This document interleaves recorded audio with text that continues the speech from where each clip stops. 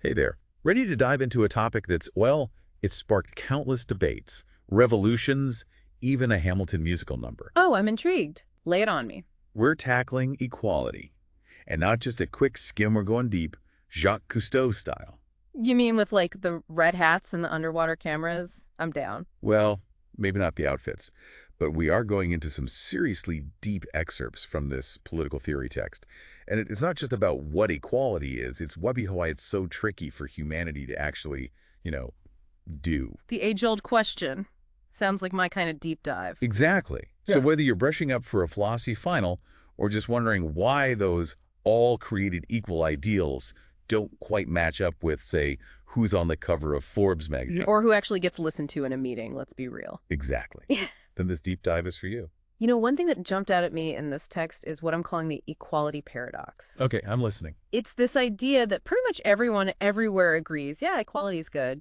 But then we look around. Yeah, it's like inequality everywhere. Yeah. I see what you mean. Right. It's kind of mind-blowing. On one hand, this universal agreement, everyone deserves respect, a fair chance, all the good vibes. Sounds lovely in theory. But then, bam, the text hits you with the realities. Slums right next to those shiny skyscrapers. Kids in some schools with all the latest gadgets, while others are lucky to even have textbooks. Sadly, not an exaggeration. It's like we get the concept on paper, but somewhere between the ideal and the actual world, things get messy. And that's where it gets interesting, right? Exactly. That's what makes this text so fascinating. It doesn't shy away from the mess. It leans right into that gap between our equality ideals and the inequality we see every single day. So how does it approach this gap? Well, it asks this really tough question. Are these inequalities even something we should worry about? Are some just, like, natural, or are they signs of something we need to fix? Big questions right off the bat. Right. What do you think? Have you spotted this equality paradox playing out in your own life? Those moments where the ideal slams right into reality? Oh, all the time. And the text points out something crucial. Just saying we're all equal doesn't actually get us anywhere. It's this vague, nice-sounding phrase until we unpack what equal even means. It's not as easy as treating everyone the same way in every situation, right? Exactly. And the text uses this great example. Think about ranks in the military. Generals, privates, everyone in between. Right. And nobody's saying a general and a private should be treated identically day to day. They have totally different roles. But the idea is that regardless of their rank, they're both due respect as human beings. There's a baseline level of dignity that applies to everyone, no matter what their position. And it's a good starting point, but the text pushes us further. It's not enough to just say it. We have to figure out how to actually live it, which leads us to the million-dollar question. Which is? Where do we even start drawing the line between acceptable and unacceptable inequalities? Ooh, now we're getting to the heart of it. And the text brings up this concept of equality of opportunity, this idea that the goal isn't necessarily everyone ending up at the exact same place. It's more about everyone having a fair shot at reaching their full potential. Okay, so it's not about everyone being the same, it's about everyone having the same chances. Right. And this gets really interesting because now the text dives into that whole nature versus nurture debate. Like, are some people just born better than others? And it uses some powerful historical examples to show how dangerous that whole natural inequality argument can be. Oh, tell me more about these examples. I think historical context is so key to understanding these complex issues. Well, think about it. For centuries, this idea that women were naturally weaker than men was used to justify just about everything, denying them education, voting rights, even saying they shouldn't be allowed to have certain jobs. It's wild how these ideas were just accepted for so long. Right. And the same goes for using race to justify slavery, this horrific idea that some races were just naturally inferior, destined to serve others. It's awful, but these were considered totally normal, even natural beliefs for a really long time. It's horrifying to think about. It is, and that's exactly what the text wants us to grapple with. What seems like common sense or natural in one era can be exposed as just deep-seated social conditioning in another. It's true. It's like we're all looking through these lenses of our own time and place, and it takes real effort to step back and question those assumptions. Exactly. And to consider that what seems totally natural to us might just be because of the society we were raised in. It's a constant process of unlearning and relearning, which leads us to a really critical question. If we can't just dismiss all inequalities as natural, then how do we make sense of all the different types of equality that people are fighting for or being denied? That's where the text gets into what I found to be the most practical and thought-provoking part. It digs into three interconnected dimensions of equality: political, social, and economic. Okay, I'm intrigued. Let's unpack those. Starting with political equality, what does the text focus on? Well, it goes beyond just the basics, like ensuring everyone has the right to vote, to participate in the political process. Which, of course, are crucial starting points. Absolutely. But, you can have the right to vote on paper, but if you're facing a bunch of other barriers in society, It's not really a level playing field. you got it. Yeah. And that's where social equality enters the picture. Social equality. It's about recognizing that true equality means dismantling not just the legal barriers, but also all those social norms, prejudices, and stereotypes that can hold people back. Like the unspoken rules of the game? Exactly. And the text uses a great example here, the women's rights movement. Women fought so hard for and thankfully won legal rights, but they still faced huge social barriers that limited their opportunities. And that's not ancient history either. Think about it. Have you ever seen that in your own life? Where people might have equal rights on paper, but something else is going on, like unspoken biases or cultural expectations that create an uneven playing field. All the time, honestly. It's like we can focus on the laws all we want, but it's in those everyday interactions that the deeper inequalities really show up. It's about more than just changing the laws. It's about changing hearts and minds. Right. Which brings us to that third dimension, economic equality. And this is where things get really real. This text does not hold back in describing just how severe the economic disparities are in the world today. Give me an example. Okay, get this. The text cites a statistic from its Global Inequalities fact sheet. Are you ready for this? Hit me. The richest 50 people in the world hold more wealth than the poorest 400 million combined. Whoa. I mean, I've heard stats like that before, but it's so huge it's easy to just glaze over it. How does the text make that kind of disparity really hit home? It's not just about the numbers themselves, it's what they represent. It explains how this intense concentration of wealth at the very, very top can actually warp every other aspect of equality. In what way? Well, for one, it can distort political systems, making it way harder for everyday people to have their voices heard. And then it can also fuel social divisions, creating a world where opportunities and resources are increasingly only going to a privileged few. It's almost impossible to wrap your head around that level of economic imbalance. Right. It's mind-blowing. And you're right, it's not about some abstract numbers on a spreadsheet. It's about people's lives, their opportunities, their access to basic needs. It's about the very fabric of how our society works. And it makes you wonder, how do you even begin to address that kind of systemic inequality? Well, that's what we'll be diving into next. The text explores some different schools of thought on tackling these interconnected layers of inequality. And as you can imagine, there are no easy answers. This is where those philosophical debates about equality get real. So we've uncovered this tangled web of political, social, and economic inequality. But the real head-scratcher is how to actually untangle it all. Yeah, is leveling the playing field even doable? Or is it one of those nice-sounding ideas that just doesn't work in the real world? It's a big question, and this is where the text goes beyond just diagnosing the problem. It dives headfirst into the debate about solutions. Ooh, I love a good debate. So what are the main schools of thought here? How do we even start to tackle something this complex? Well, the text focuses on two major perspectives on tackling inequality. One emphasizes the role of economic systems in creating and perpetuating those imbalances, often called the Marxist or socialist view. Okay, so that's one side. What about the other? The other perspective puts more faith in the power of a free market to create opportunities to lift people out of poverty. This is more of the liberal perspective, generally speaking. Okay, so we've got two very different approaches here. And I'm guessing, knowing this text, it doesn't just give us dry textbook definitions. How does it present these different viewpoints? You're right on the money. It doesn't just define them, it brings them to life, highlighting the passion and the tension between these contrasting approaches. Okay, color me intrigued. Break down these two perspectives a bit more. Let's start with the Marxist-socialist view. What are their core beliefs about tackling inequality? So the text explains how this view really zeroes in on who controls the means of production. We're talking about things like land, natural resources, factories, the financial system itself. So they're looking at the underlying economic structures. Exactly. They argue that when you have this kind of economic power concentrated in the hands of a small, elite group. It creates those massive disparities in wealth and opportunity, like we were talking about earlier with that shocking statistic about the 50 richest people. Precisely. Hmm. And it's not just about economics either. The text raises this fascinating point that extreme economic inequality can actually threaten democracy itself. Okay, now that's a thought-provoking claim. How so? Well, think about it.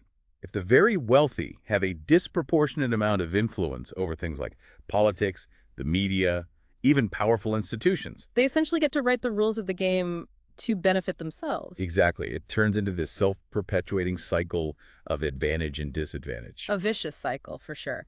Okay, so that's a glimpse into the Marxist socialist side of things. What about that other perspective, the liberal view? How do they see the path towards a more equal society? So this perspective, as the text explains it, really emphasizes the importance of a free and fair market.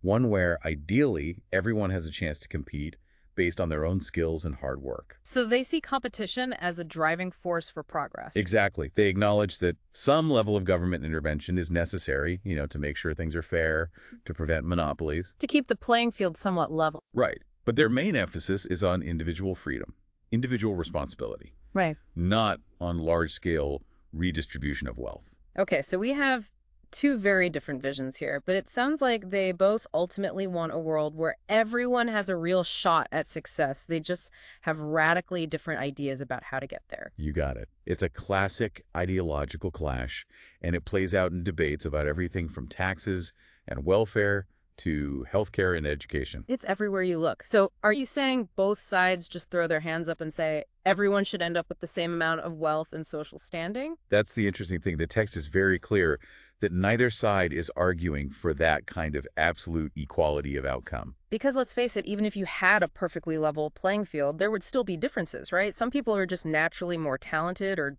driven or luckier. Exactly. And that's where this whole conversation gets really nuanced. Even if we could magically erase all those external barriers and create a perfectly level playing field today. Which is a huge if, by the way. For sure. But even then, the text drives home this crucial point. You can't just erase the impact of historical disadvantage. It's like that saying, it's hard to pull yourself up by your bootstraps when you've never been allowed to own boots. Right. And to illustrate this, the text uses this really powerful analogy of a race. Okay, I'm listening. Imagine a race where some of the runners have been shackled for generations. Now, imagine you remove the shackles. Well, you haven't exactly created a fair start to the race, have you? Exactly. Those runners are going to need time and support to overcome the disadvantages they've faced for so long. It's not enough to just remove the most obvious obstacles. You have to address the deeper, lasting impact of those injustices. That's the heart of the challenge. Yeah. How do you create a system that acknowledges and accounts for generations of oppression, discrimination, and those deeply ingrained systemic barriers? It's a question with no easy answers. And this leads us to, if I'm not mistaken, the minefield that is affirmative action. Ah, yes, the policy that sparks debates across the globe. Say the least. So how does our trusty text navigate this potentially explosive topic? It dives right in. The source acknowledges that affirmative action, this idea of actively trying to counterbalance historical disadvantage by giving preferential treatment to certain groups, is one of the most hotly debated issues when we talk about achieving equality. Which makes sense, given everything we've been discussing. So what are the main arguments for and against affirmative action, according to the text? Well, on one hand, you have those who argue it's absolutely essential if we ever want a level playing field, that ignoring historical injustices and pretending everyone starts from the same point is not only unfair, but it just perpetuates those inequalities. Makes sense. It's like trying to run a race with a weighted vest on just taking the vest off now doesn't magically erase the impact it had on you for all those years. Exactly. But then, of course, you have those who argue that any system that gives preferential treatment to one group is inherently disadvantaging another. Right, the reverse discrimination argument. Exactly. They say it creates resentment, that it undermines this idea of a meritocracy where, success should be based solely on individual achievement, not on which group you belong to. It's a classic dilemma. Do you prioritize righting past wrongs to create a more equitable future, even if it ruffles some feathers in the present?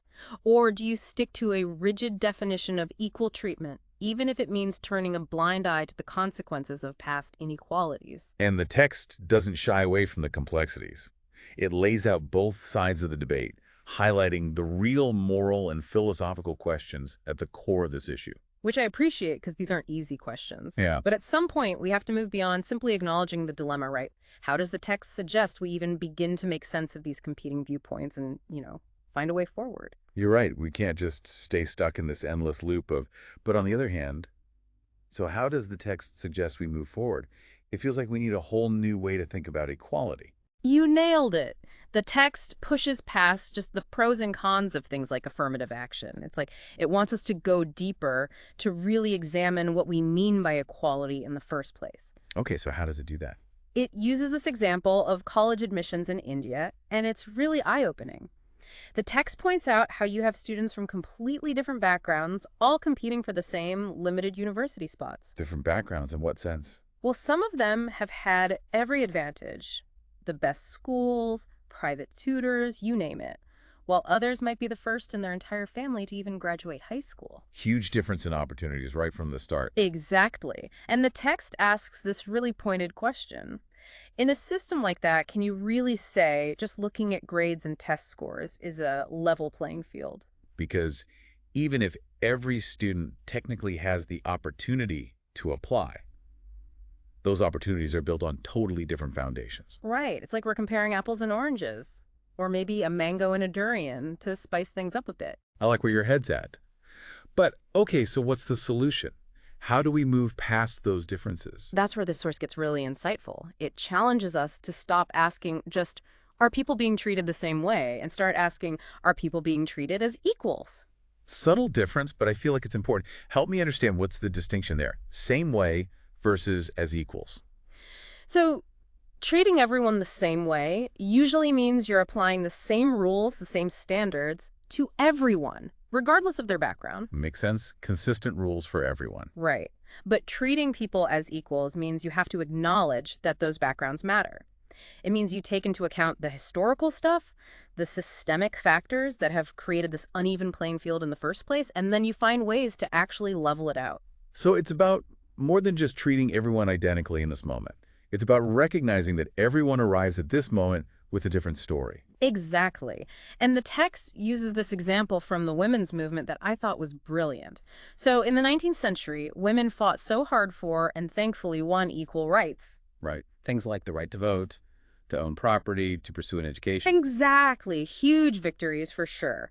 But as the text points out, the fight didn't stop there.